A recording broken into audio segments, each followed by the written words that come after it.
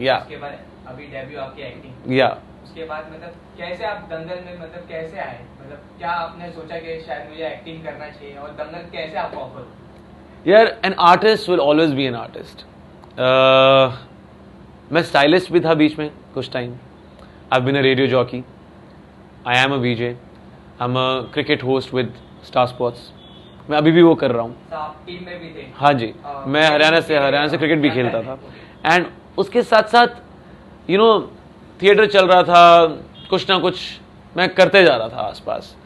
मुझे खेलने का बहुत शौक है, मैं फुटबॉल बहुत रेगुलर खेलता हूँ, क्रिकेट बहुत रेगुलर खेलता हूँ, टेबल टेनिस बहुत रेगुलर खेलता हूँ, बैडमिंटन बहुत रेगुलर खेलता हूँ, स्क्वॉश बहुत रेगुलर खेलता हूँ। बहुत कम स्पोर्ट्स हैं जिसमें मैंने जाके हिस्सा नहीं लिया। यहाँ तक कि स्केटिंग भी मैंने की हुई है for at least 2 years। So I was always a sports person.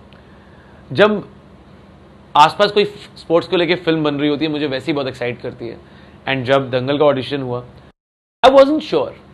जब मैंने ऑडिशन दिया, हर एक आई थिंक आर्टिस्ट को लगता है कि यार मैंने इससे बेटर कर सकता था ऑडिशन, लेकिन मुझे पता था कि एक 15-20 सेकंड का एक ब्रैकेट था उस ऑडिशन में जहां मैंने बिल्कुल करेक्ट इमोशन पकड़े थे, जहां मैंने खुद फील कर लिया था, जहां मैं खुद रो पड़ा था कि। और मेरा सीन था ऑडिशन वाला, जब पटियाला जाने से पहले ताऊ जी कपड़े पैक कर रहे हैं बैग में, एंड ताई जी साक्षी हेल्प कर रही हैं उनको पैकिंग में। And I suddenly get up from my seat and से, ताऊ जी मैं साथ चलता हूँ, ताऊ जी मैं खाना बना दूंगा, सब्जी काट दूंगा, पैर दबा दूंगा, आपका सब काम कर दूंगा। एंड कॉमनवेल्थ का मामला, चांस नहीं ले सकते ना। ये जो लाइन है, कॉमनवेल्थ का मामला है, चांस नहीं ले सकते ना, मैंने बहुत ही कड़क इमोशन के साथ ऑडिशन में बोली थी। बाकी जो लाइनें थी मुझे लगता है थोड़ी सी ऊपर नीचे थे उसके सुर, लेकिन thankfully casting director Mukesh Chhabra, Aamir sir, Nitesh sir, सबको वो ऑडिशन पसंद आया। And they took a very long time to decide कि कौन ओमकार बनेगा, कौन छोटा ओमकार होगा, कौन गीता बबीता होंगी। कास्टिंग में बहुत टाइम लगा, बहुत टाइम लगा।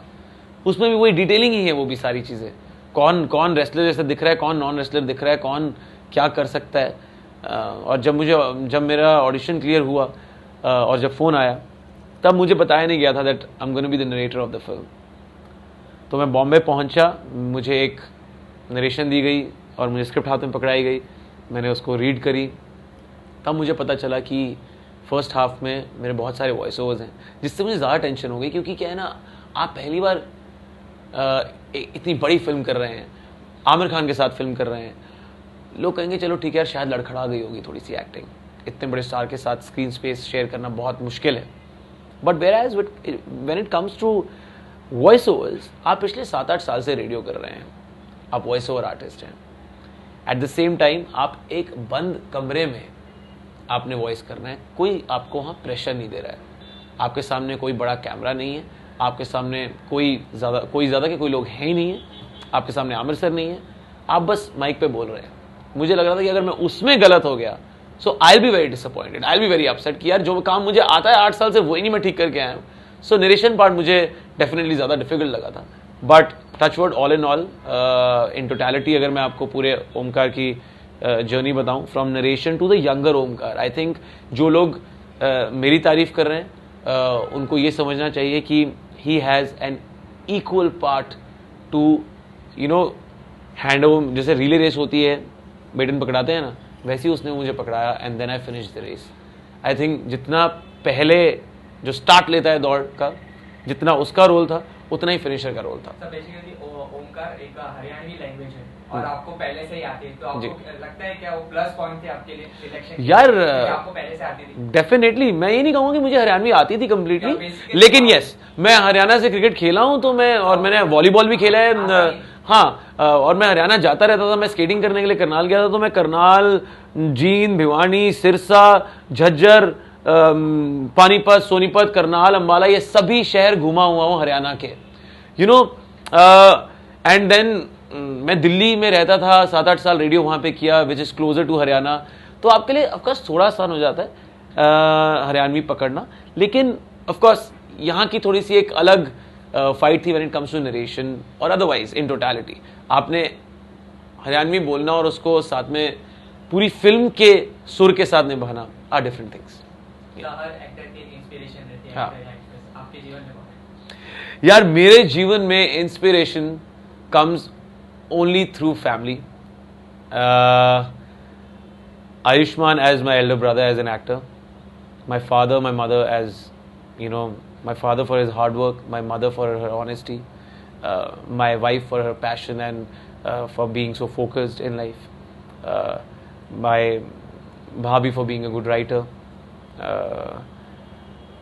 सब जो आस और मेरे दोस्त भी हैं बहुत सारे वैसे जो मुझे इंस्पायर करते हैं, कुछ स्पोर्ट्स पर्सन हैं, कुछ कॉर्पोरेट वर्ल्ड में हैं. व्हेन इट कम्स टू, अगर आप सिर्फ एक्टिंग की बात करेंगे, I have to definitely say Aamir sir's name will top the list, specially because जो 1.5 साल मैंने उनके साथ स्पेंड किया है इस सेट पे, यार he has made me a better person. मुझे ऐसा लगता है कि हर एक अच्छे एक्टर के लिए अच्छा इंसान होना बहुत ज़रूरी है. He has made me a better person. And other actors who inspire me, who used to inspire me when I was a kid, Dilip Kumar Saab, Shah Rukh Khan.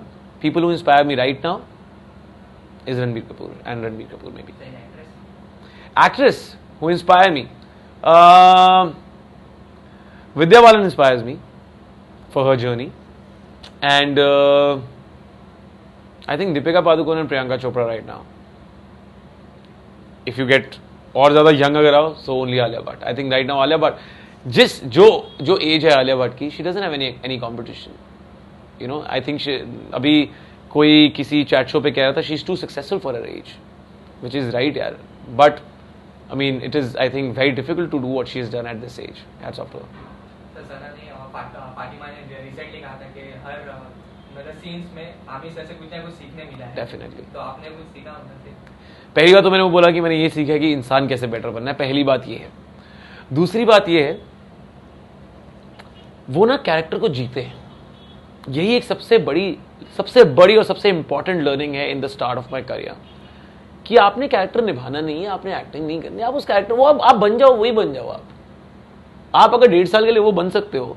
कोई भी इंसान, कोई भी डायरेक्टर, कोई इंसान आपके सेट पे भी आसपास अगर कोई कुछ ऊंच नीच हो रहा है और कुछ आपको परेशान कर रहा है, लेकिन अगर आप वो कैरेक्टर बन चुके हो तो आपका सुर चेंज नहीं होगा, आपके रिएक्शंस चेंज नहीं होंगे, आपको वो चीज़ बॉदर नहीं करेगी.